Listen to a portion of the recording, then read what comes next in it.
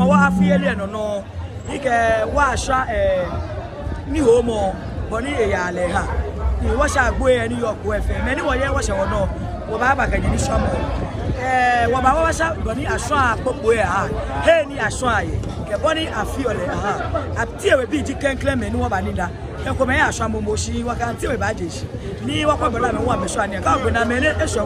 wo ba acha no ye je ni wo kan no abaye ni lo anu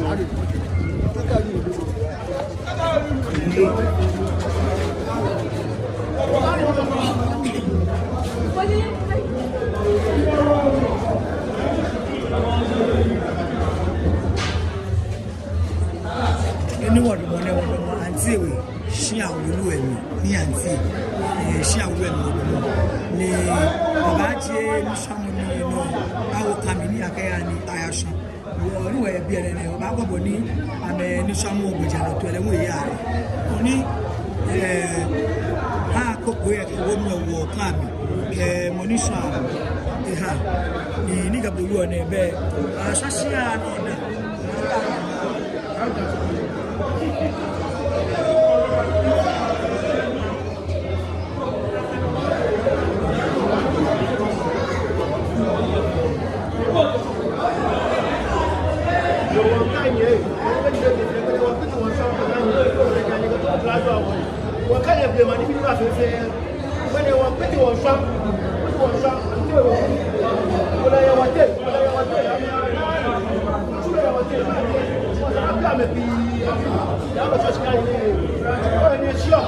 I'm